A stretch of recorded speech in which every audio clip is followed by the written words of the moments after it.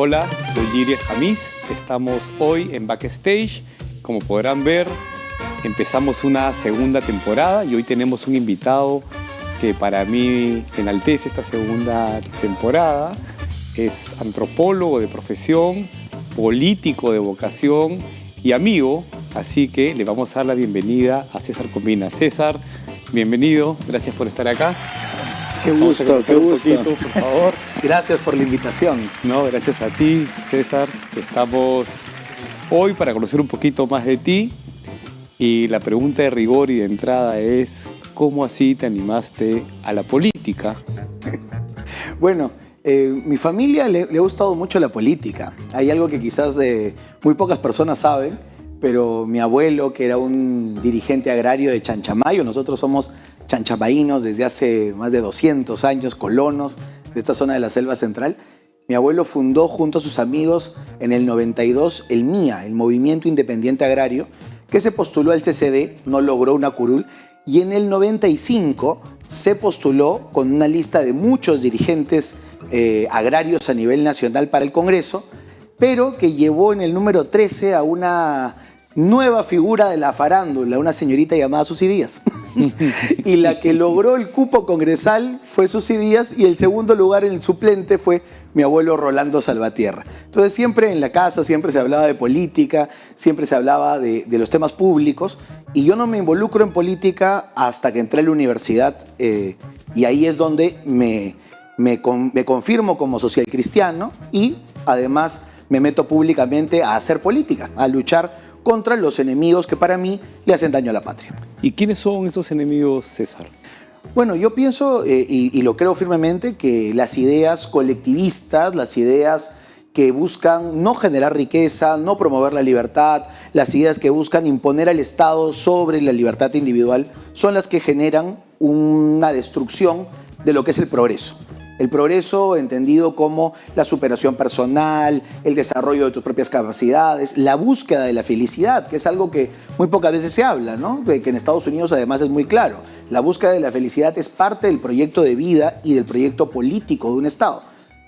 El comunismo, el socialismo, el marxismo-leninismo, para mí desde la universidad han quedado muy claros que son estos enemigos no solamente del Perú y de la patria, sino también del propio proyecto individual de cada uno, ¿no? Yo no quiero juzgar sobre las ideas, quiero juzgar sobre los hechos. Cuba, Venezuela el día de hoy, Nicaragua, la ex Unión Soviética, Corea del Norte y también en nuestro país el legado que ha dejado Sendero Luminoso ha sido clarísimo, que no es para el futuro de los pueblos, sino al contrario, es para destruir el futuro de la gente. Y dime, ¿te defines como un político de derecha? Yo soy abiertamente de derecha. Creo que en la política no podemos darnos el lujo de tener estas medias tintas. De hecho, hay personas como Rafael López Aliaga que también son socialcristianos y los que venimos de la vertiente socialcristiana, que basamos nuestra acción política en la ideología que nace a partir de la encíclica Rerum Novarum, creemos que no nos podemos dar el lujo de ser tibios. Tenemos que marcar una posición. Y yo sí soy una persona de derecha, soy un hombre conservador, creo en la familia natural, creo en el proyecto de libertad individual y en la economía social de mercado. Y eso no me hace una persona intolerante, no me hace una persona que odia a los otros pensamientos, sino que al contrario nos enriquece. Los países como el Perú necesitan una derecha orgullosa, un centro muy marcado y muy definido, y una izquierda más académica y menos vinculada al populismo. Estoy prestando mucha atención, pero me quedo con una duda. ¿Cómo un antropólogo de la Católica es abiertamente un político de derecha? Cuéntame eso. Bueno, esto es parte de la flora y fauna de la Católica. a mí mira, los mejores años de mi vida yo los he pasado en la Universidad Católica. Quiero dar gracias a mi universidad porque nunca tuve un profesor que me haya discriminado por ser abiertamente de derecha desde los 18 años, por ser social cristiano o porque me haya jalado un curso o haya perjudicado mi beca porque yo fui becario de la universidad. Al contrario, yo he tenido profesores de los cuales me siento muy orgulloso, como el profesor Henry Pease, como el profesor Cinesio López, como el profesor Gonzalo Portocarrero, que cuando me veían entrar al aula, me acuerdo clarísimo de Cinesio López cuando decía: aquí viene nuestro neoliberal favorito, siéntese, señor Combine, en primera fila para que nos hable del Capital de Marx, porque él nos enseñaba Marxismo 1. Y era muy bonito vivir esa diversidad. Obviamente, cuando uno tiene sus ideas claras, no hay forma de que te las muevan. Pero sí era una presión porque en antropología, a diferencia de derecho o a diferencia de economía, donde hay más estudiantes por promoción, nosotros éramos 4 en mi promoción. Entonces había uno que era recontra de izquierda, otro que era más o menos de izquierda, una chica que para mí podría ser considerada caviar, y estaba yo, pues. Entonces en ese grupo de promoción yo terminaba siendo pues el fascista de la clase, cuando en realidad lo que nosotros hacíamos era conversar de nuestras ideas y dialogar. Es muy difícil encontrar a alguien de derecha en las ciencias sociales, y creo que el único paragón que dentro de mi carrera hemos visto a lo largo del tiempo seríamos mi persona y Jaime de Altaus, ¿no? Que también ha sido antropólogo de la Católica. Y te pregunto algo, me comentabas de tu compañera de la Católica, que era caviar. ¿Cómo defines al caviar? Bueno, mira, primero hay que decir que el caviarismo no es una situación peruana. Hay personas que creen que a alguien se le ocurrió, por insultar al otro, decirle: ah, tú eres caviar. Yo he estudiado antropología y soy magíster en ciencia política. Ahorita estoy terminando mi doctorado también en ciencia política. Y el término caviar nace en Francia. Nace como una respuesta del comunismo hacia el gobierno socialista de François Mitterrand. Entonces Mitterrand lo que hace en Francia es hacer un gobierno un poquito tipo Toledo, de todas las sangres, y llama a un grupo de tecnócratas de distintas universidades públicas para administrar distintos ministerios. Estas personas no eran de izquierda a izquierda, sino que decían ser socialistas, pero venían de unos ámbitos muy privilegiados de la sociedad parisina.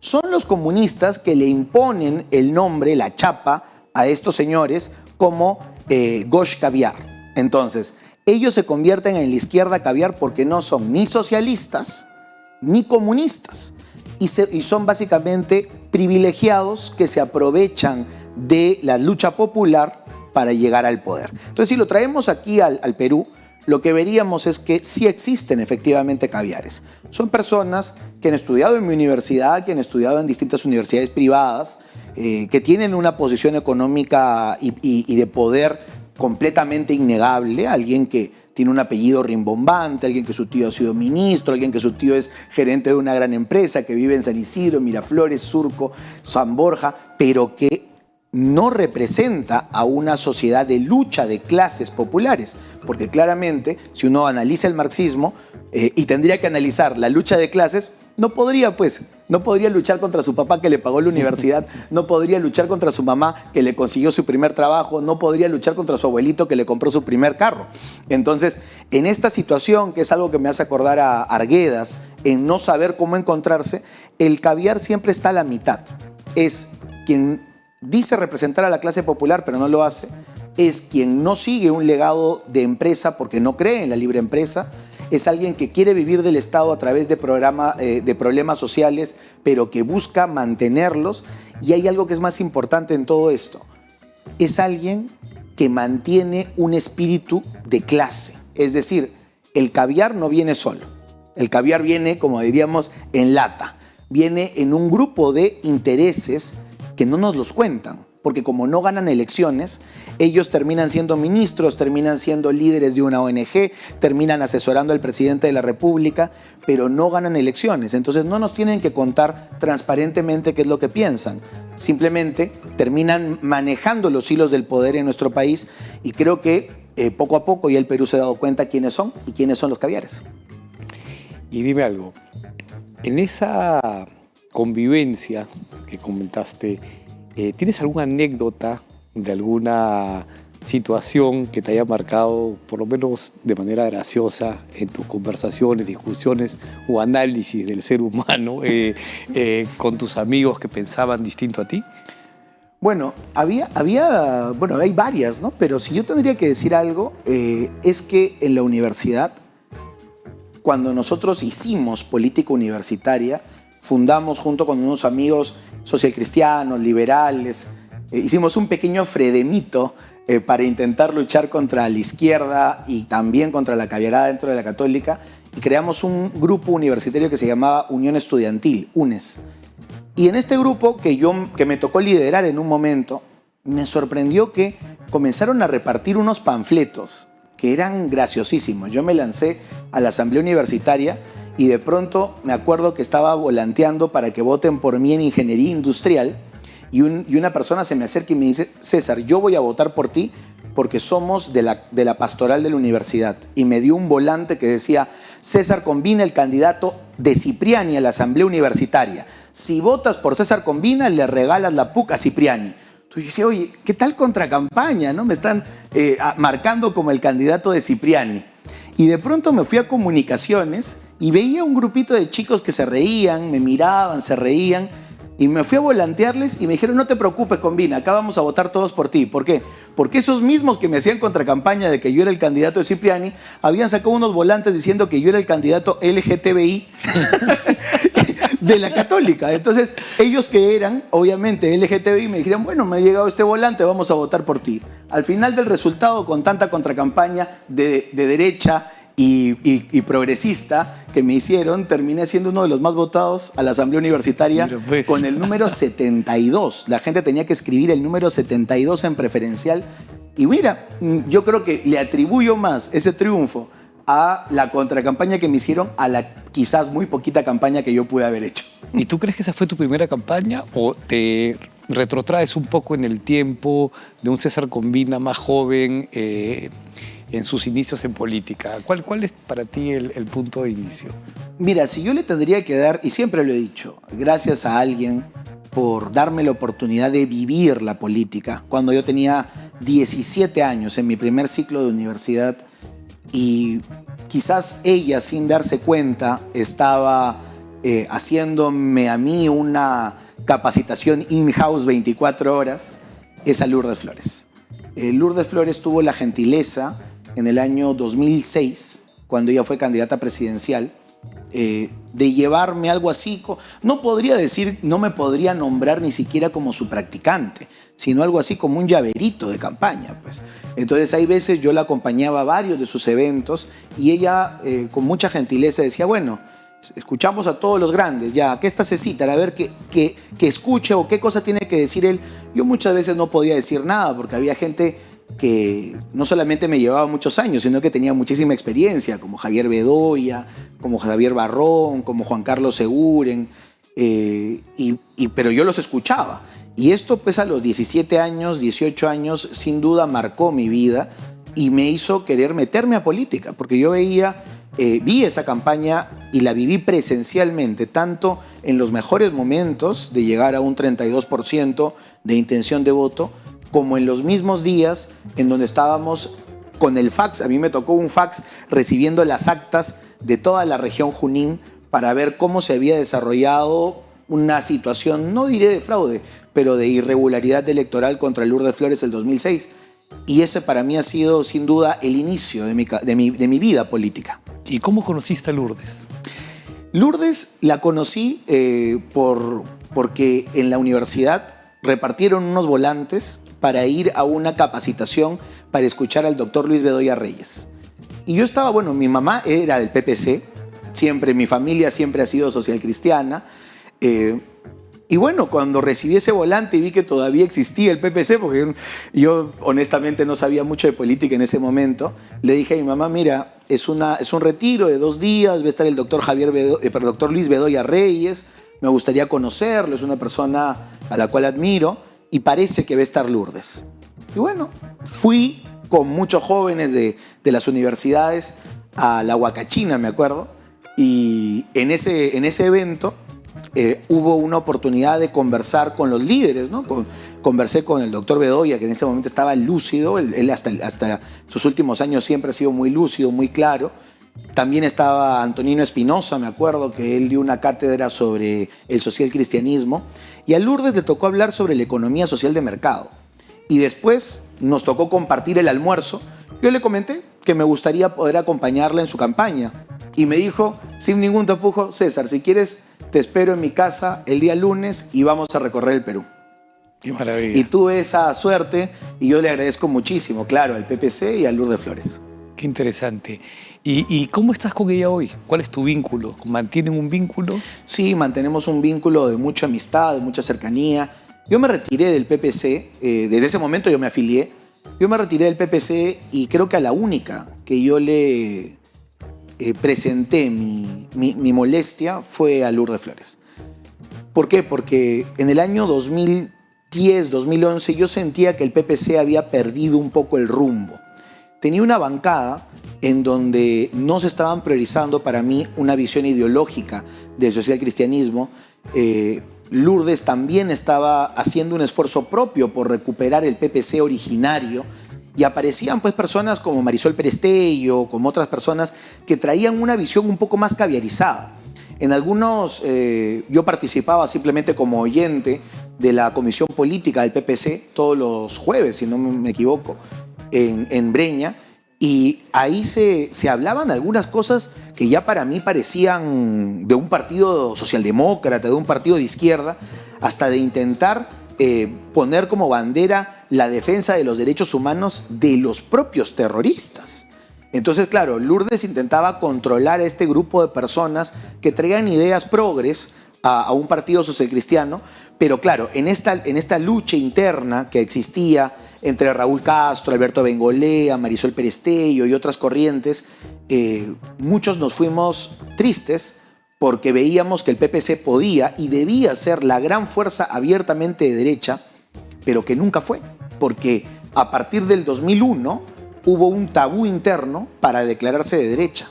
De hecho, por ejemplo, en las internacionales, los partidos tienen agrupaciones internacionales, ¿no?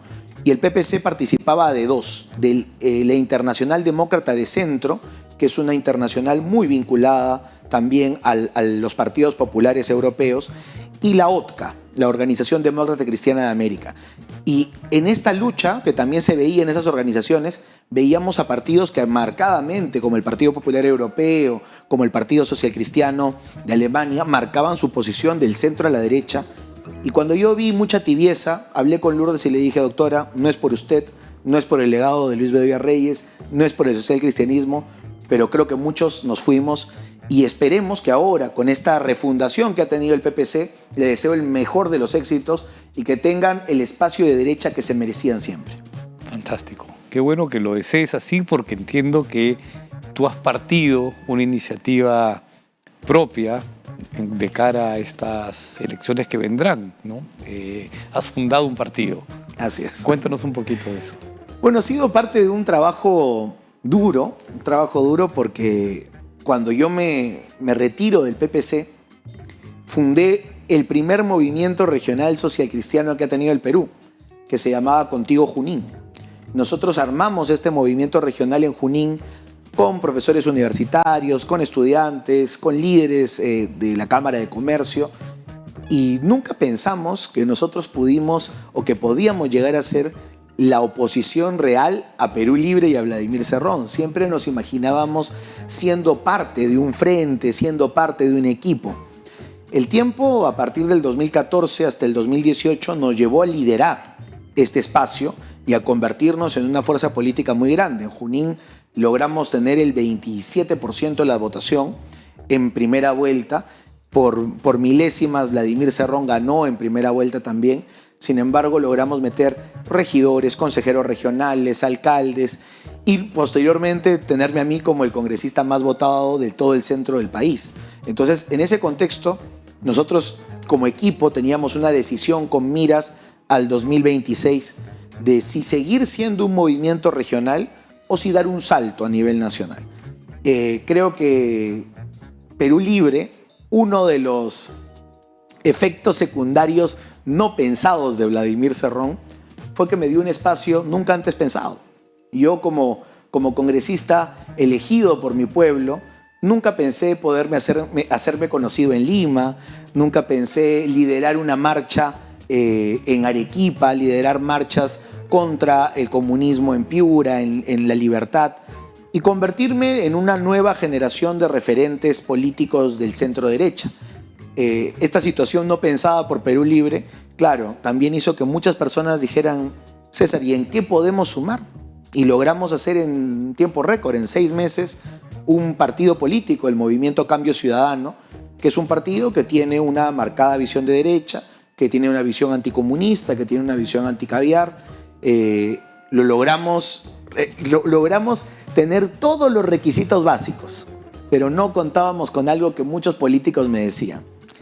Recuerda, César, que tú puedes tener todo, pero quien tiene la ley de su lado y quien maneja la ley para su antojo, tiene la espada sobre tu cabeza.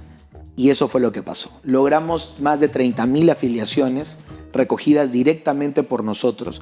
No hemos regalado galletas, no hemos regalado gaseosas, sino que íbamos con nuestro megáfono en cada pueblo a recoger nuestras firmas. Logramos 71 comités provinciales y en todo este trabajo, cuando lo llevamos al Jurado Nacional de Elecciones, el presidente del Jurado Nacional de Elecciones, Salas Arenas, dio la orden de que no nos reciban, ni siquiera poder iniciar el proceso de trámite de todo este conglomerado de personas que teníamos el sueño de que nos dijeran si sí o si no. Pero a nosotros nos hicieron, creo, que el mayor de los maltratos. Nos dijeron: por un tema administrativo no los vamos a recibir. Y el tema administrativo fueron, supuestamente, de acuerdo al jurado, las tildes en nuestro padrón de afiliados. Es decir, yo no me podía llamar César con tilde, no podía haber alguien que se llame, por ejemplo, se apellide Acuña con ñ, o no podía aparecer alguien que tuviera, no sé, González, por ejemplo, una tilde en su apellido. Una cosa completamente irrelevante y una cosa completamente realmente impensable, ¿no? Porque era una situación que con un par de teclas del sistema se arregla, pero a nosotros no nos dejaron hacerla dentro del ámbito de 48 horas y por tanto se tumbaron nuestra inscripción antes siquiera de nacer. Increíble. ¿Y presentaste alguna acción de amparo? ¿Escalaste el asunto o lo dejaste allí? Nosotros empezamos y agotamos toda la vía administrativa. La vía administrativa terminó con la cartita de Salas Arenas diciéndome de que él no se hacía responsable y que yo denuncie penalmente al registrador público. ¿Qué cosa ocurre? Antes, cuando tú dejabas, por ejemplo, cuando yo inscribí Movimiento Regional, tú dejabas tus requisitos al director del ROP, al director del Registro de Organizaciones Políticas. El director no es un trabajador cualquiera, es un funcionario de alto nivel del jurado. Y ahí empezaba tu trámite.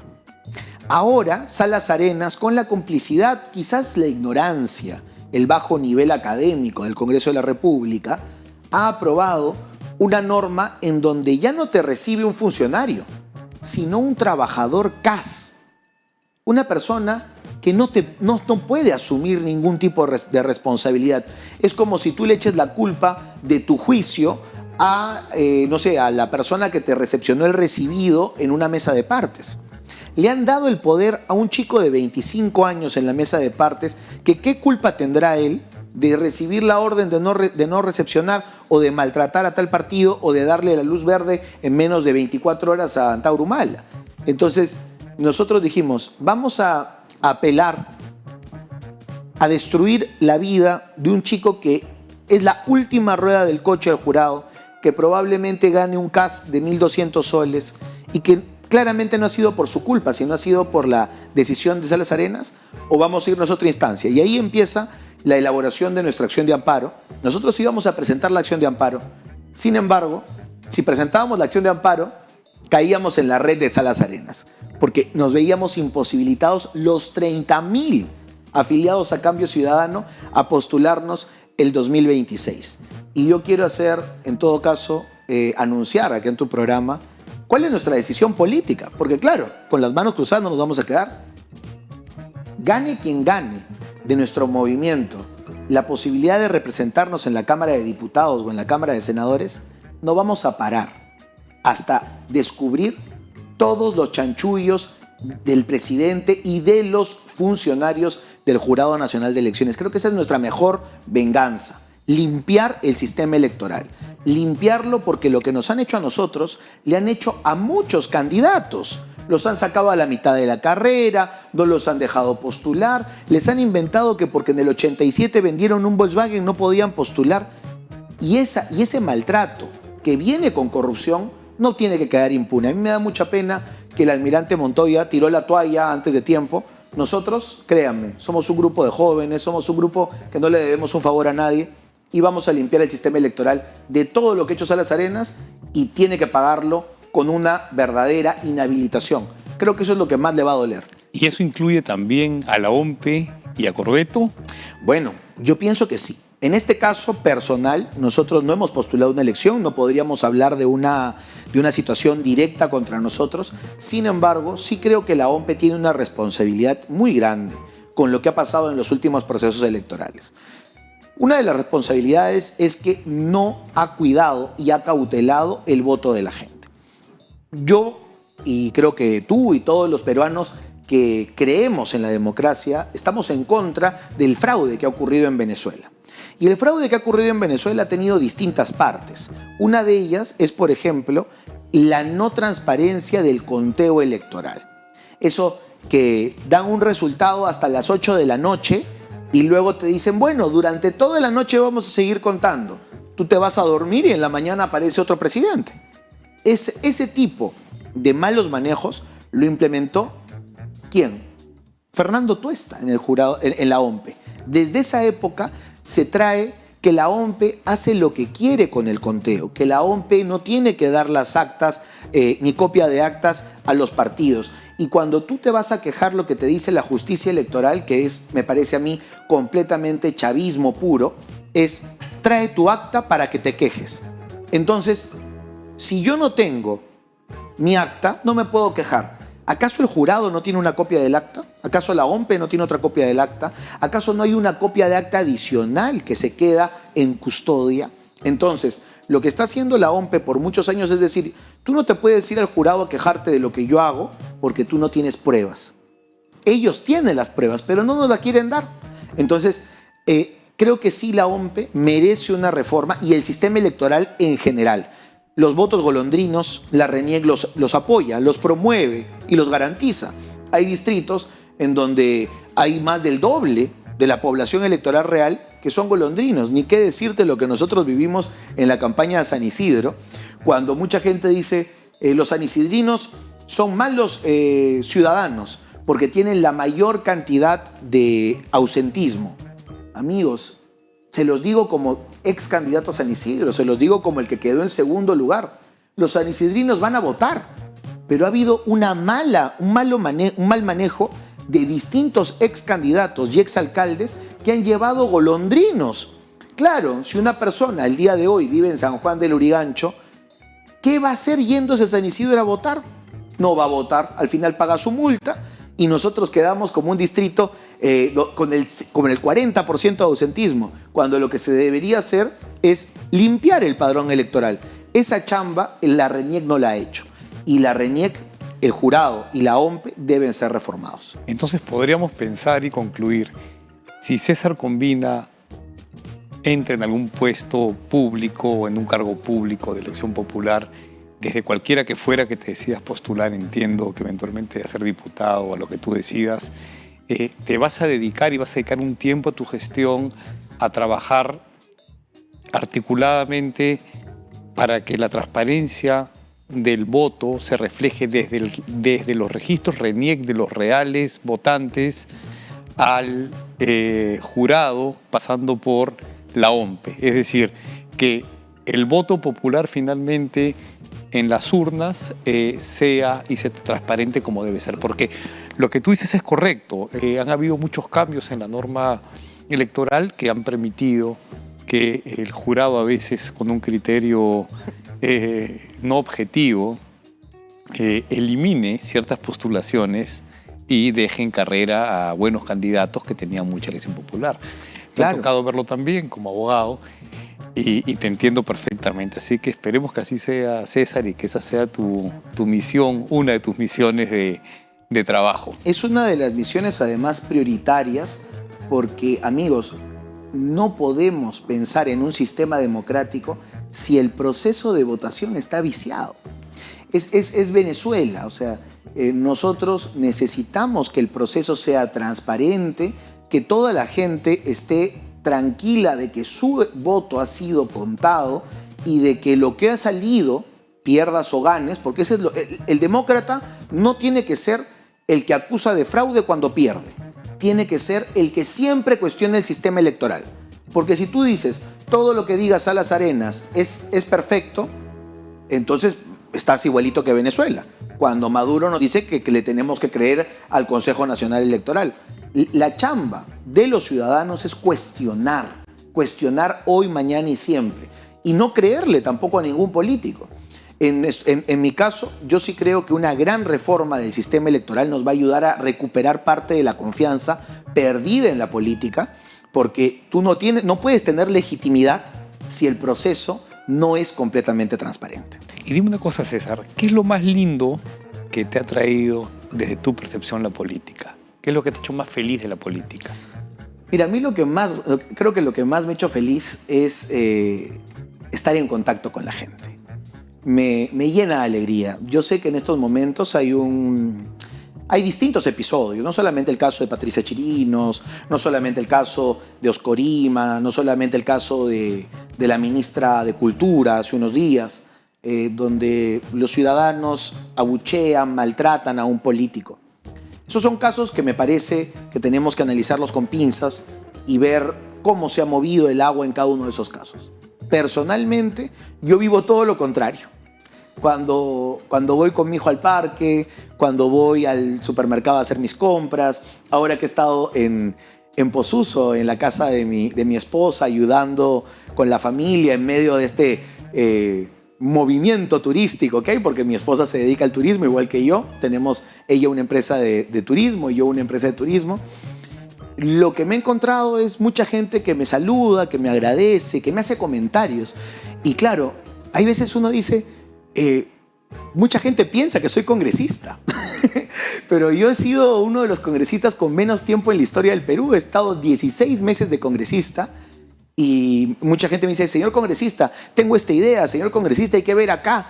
Y cuánto me gustaría a mí seguir ayudando a la gente, y lo estoy haciendo sin ningún cargo, comentando, haciendo llegar mis ideas, hablando con algunos amigos que son congresistas, otros que están metidos en política, porque creo que eso es lo que uno se lleva, dejar un legado. Yo espero que mi hijo, no sé si mi hijo le gusta la política, pero quiero que cuando le hablen de su papá o escuche a alguien hablar de su papá, se lleve la idea de que ha estado y que su papá estuvo siempre luchando por la patria. Yo sé que no le voy a caer bien a todos. Yo sé que no soy monedita de oro. Mucha gente me va a decir, no, pero tú tienes esta idea, tú eres de derecha, tú eres esto. No importa, pero espero que al menos me recuerden por ser coherente con mis ideas y con lo que yo creo. Creo que eso es lo más básico y lo más valioso que puede tener un político. Sin duda. Y dime algo. Haber hecho campaña en Junín con Cerrón no ha debido ser cosa fácil, ¿no? Ha debido ser un tremendo reto. Luego, haber intentado hacer este gran esfuerzo, conseguir el objetivo y no concluir con la inscripción de un partido nacional debe haber sido también un golpe duro. Te hago una pregunta inevitable. Claro. Hace poco se puso a conocimiento público de una denuncia constitucional hacia ti por parte del fiscal de la Nación. Y aquí viene otra pregunta más. ¿Tú crees que se está instrumentalizando al Ministerio Público para de una u otra manera atacar contendores políticos? Empiezo por la pregunta final. Definitivamente el Ministerio Público está siendo utilizado políticamente. Y esto es innegable. Una de las situaciones por la cual yo creo que debemos los ciudadanos meternos a la política es para cambiar la injusticia. Y yo sé que mucha gente quizás va a decir, oye, ¿pero qué está diciendo César? Porque pareciera que estoy defendiendo a los que yo me he enfrentado. Yo estoy en contra de la prisión preventiva, por ejemplo. le están dando prisión preventiva o le quieren dar prisión preventiva a Toledo, a Pedro Castillo. Le han querido dar a Keiko Fujimori, se la dieron en un momento. Se la quieren dar nuevamente a Nicanor Boluarte. Yo creo que ellos son culpables. Pero la justicia no es dar prisión preventiva.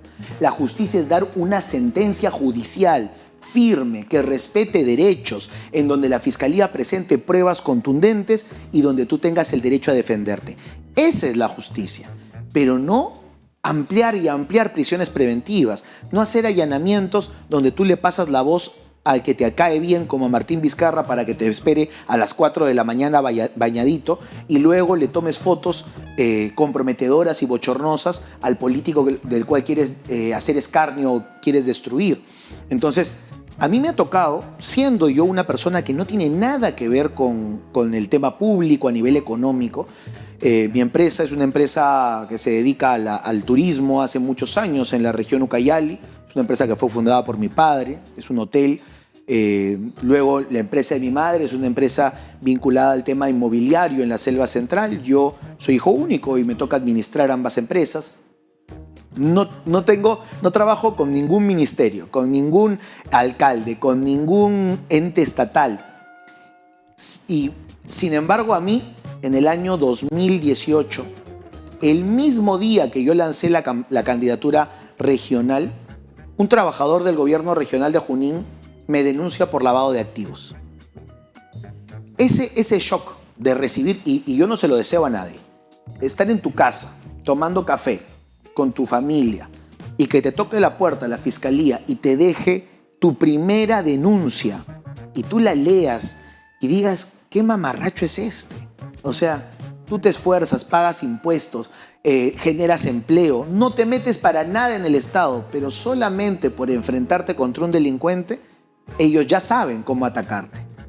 Te quieren boicotear por el lado judicial, por la persecución, por el cansancio, porque claro, tú no te puedes defender solo, requieres pagar un estudio de abogados. La fiscalía no resuelve un documento en 2 días, 3 días, lo resuelve en 3, 4 años.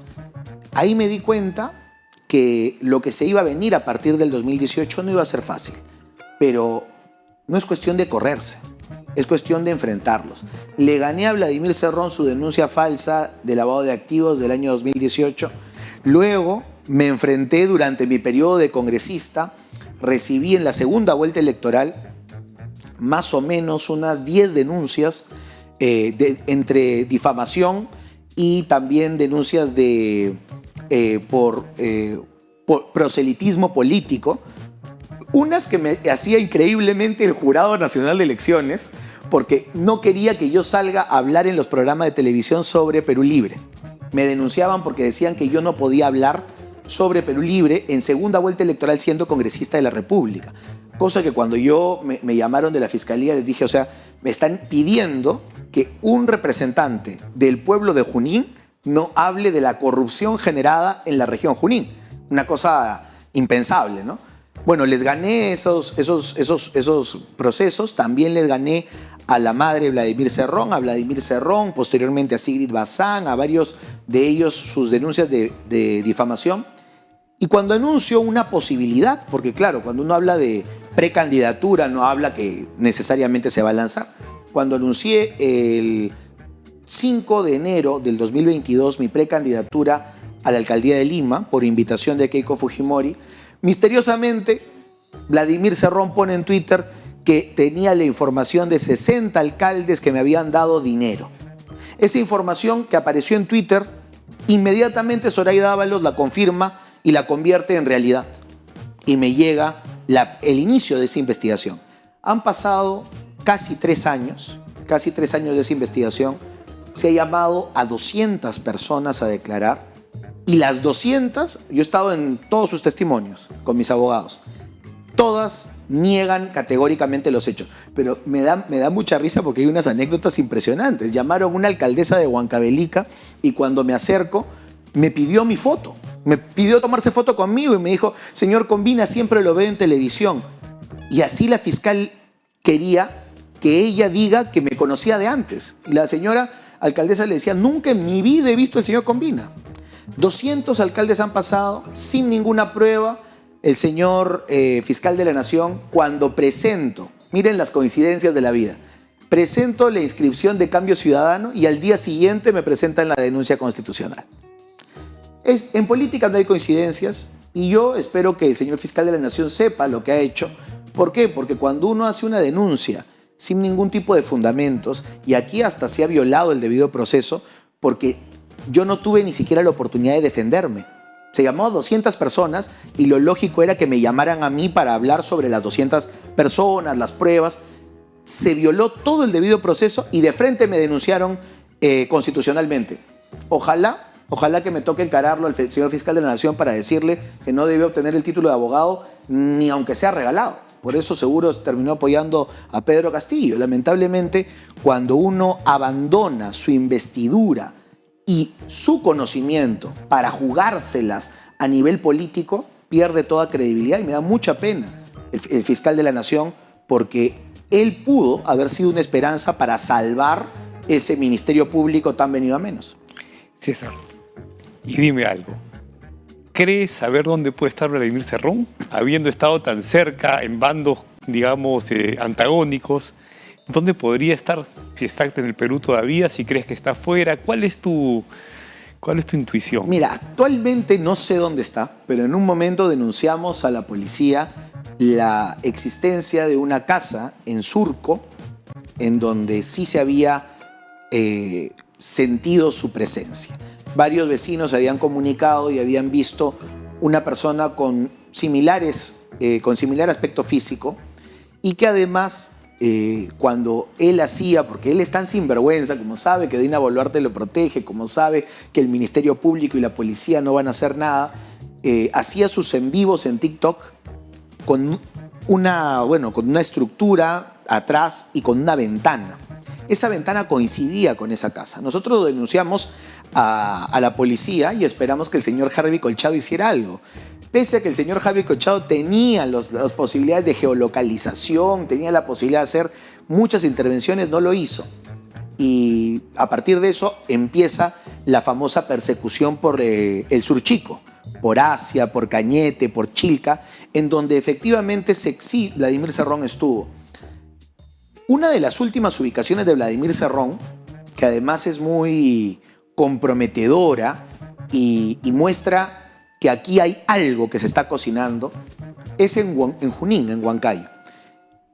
Vladimir Cerrón es visto ingresando a la casa del señor Gutarra. Ustedes se preguntarán, ¿quién es el señor Gutarra? Gutarra es el cabecilla de los dinámicos del centro, que estaba prófugo. Y se le ve a Cerrón ingresando a esa casa y a los 2 días la policía cae en esa casa y captura al prófugo Gutarra. Gutarra el día de hoy está junto con Pinturita ya en la cárcel y obviamente lo que se dice es de que la policía no estaba detrás de Gutarra, sino estaba detrás de Cerrón. Pero bueno, se les escapó y terminaron atrapando a Gutarra. Y yo creo que Cerrón se va a quedar en el Perú, está blindado, tiene la posibilidad de administrar un poder político suficiente para blindarse. Y hay algo que es peor, amigos. Le estamos pagando de nuestros impuestos. El señor cobra un sueldo de 15.000 soles como presidente del Partido Perú Libre y esa plata viene del fondo de la OMPE. Nuevamente algo que se tiene que reformar. ¿Cómo es posible que un prófugo de la justicia reciba sueldo pagado por los peruanos? Pero bueno, estamos en Perusalén. Debiera ser un cheque, en todo caso, no negociable para que vaya a recogerlo, ¿no? Yo conversé con un amigo que trabaja en banca y me dijo que el caso de los pagos, por ejemplo, por POS, y el caso del retiro de las tarjetas está tan bien documentado que solamente con eso, sin tener celular, ya se podría hacer un marco de referencia en donde capturarlo. Lamentablemente, la Policía Nacional está en otra situación, no está priorizando su captura y la Fiscalía está también en otra situación, no prioriza su captura. Saben que hay mucho en juego y todos lo saben porque Cerrón, yo lo dije desde un inicio, el modus operandi de Cerrón para quedarse con el poder entero en la región Junín era invitarte a su casa, invitarte a su oficina, invitarte a comer o inclusive a beber licor. Muchas veces yo jugando fútbol ahí en Huancayo, jugábamos fútbol en una canchita en Girón Loreto, aparecía gente de la nada y venía y decía, el doctor, porque ellos le decían así, el doctor quiere hablar contigo, César, ¿por qué no vas a su casa? Te voy a invitar un whiskycito. No, no tengo nada que hablar con un delincuente, porque yo ya sabía que la forma en que él hace sus negocios criminales es que te acercas a él te invita, te ofrece algo, te graba, es más, hasta te podría grabar, poner una droga en el trago, en la comida, te graba y luego te extorsiona. Esa es la explicación del por qué él se quedó 12 años en Junín y hemos tenido en esos 12 años más o menos 15 congresistas y ninguno le echó absolutamente nada. O sea, ¿tú crees que tiene extorsionado ese grupo? A todos. Dina Boluarte está siendo extorsionada, Keiko Fujimori está siendo extorsionada, Lucho Galarreta, Miki Torres, el presidente del Consejo de Ministros, exministros, todo aquel que se haya sentado a conversar o que haya conversado por teléfono con Cerrón, sabe que ha sido grabado y sabe que va a ser extorsionado. Cerrón es el símil de Vladimiro Montesinos para la izquierda peruana. Vamos a cambiar el tema, porque ya nos toca terminar. Y quiero saber algo importante. Mira, tienes una actividad económica activa, valga la redundancia. Estás en política, que es muy satisfactorio, pero muy desgastante a la vez. ¿Cómo haces para relajarte? ¿Cuáles son tus hobbies? ¿Qué espacios tienes para compartir con tu hijo, con tu esposa? Cuéntanos un poquito de César Combina, así abstraído de la política, ¿no? ¿Qué haces un domingo? ¿Qué te gusta ir a comer? ¿Qué le gusta hacer a tus hijos? Estando en el negocio del turismo, viajas mucho. Cuéntanos un poquito de ese lado. Bueno, a mí y a mi esposa nos encanta viajar. Uno de los compromisos que tuvimos desde el inicio fue darnos la posibilidad de viajar. Pero claro, ella es especialista en turismo y yo soy antropólogo, entonces nuestros viajes no son muy convencionales, en tanto, por ejemplo, no nos gusta seguir un tour muy duro, ¿no? Por ejemplo, cuando fuimos a Europa, tuvimos un tour de 25 días más o menos, pero nosotros nos escapábamos al minuto que podíamos. A mí personalmente me gusta mucho la comida, entonces yo ya sabía, por ejemplo, en Florencia dónde irnos a comer la famosa carne de jabalí. Luego, mi esposa más bien es de fotografía, a ella le encanta la fotografía y le encanta el arte. Entonces, siempre intentamos en nuestros viajes balancear esas dos cosas. Así como me gusta comer, me gusta cocinar. Y eso es uno de mis hobbies que quizás poca gente sabe. Ahora que estuve en Posuso, yo era el responsable del desayuno, el almuerzo y la cena de toda mi familia. Y varios turistas pasaban y me decían, ¿ese es el señor Combina? Está cocinando pollo al horno. Y allá se cocina con cocina de leña. Entonces, una que otra quemada tengo. Pero me encanta cocinar. Desde muy chico vi a mi abuelita Irma y a mi mamá, que han sido grandes cocineras, cocinar para toda la familia. Somos una familia bastante grande. Nos juntamos para Navidad unos 60, 70 primos, tíos, abuelos, todos juntos. Y creo que una de las cosas que nos une es eso, ¿no? De poder entregarle el cariño a la otra persona con algo de cocina. Y si hay los platos que me gustan, por ejemplo, algunos los sé preparar bien, pero otro creo que le queda mejor a otras personas. El plato nacional que más me gusta, que puedo comer todos los días sin cansancio, es el ceviche. Cuando estuve en Piura con la gente de Cambio Ciudadano, aprovecho de enviar un fuerte abrazo a la familia Javier y de Johnny. Les dije, tienen que hacerme un espacio en la recolección de firmas porque me topé, por ejemplo, con un pescado que nunca en mi vida había comido, que es el famoso camotillo. Un pescadito, pues, así que uno no da ni un sol por ese pescadito, pero carne blanca, magnífico por el ceviche. ¿Y cómo lo filetean? Es increíble. Es casi una labor quirúrgica, ¿no? A mí me invitaron, o sea, el primer día llegué, me invitaron un cevichito y yo dije, qué rico está el lenguado. Y la señora se mató de la risa y dice, ¿qué lenguado, joven? Es camotillo. Averiguando le dije, mira, yo no me voy de Piura sin hacer un cevichito de camotillo. Y al final, antes de irme al aeropuerto, hicimos un ceviche para todo el partido. Compartimos, después de haber recolectado, ¿cuántas? Como 5.000 firmas que trajimos de Piura.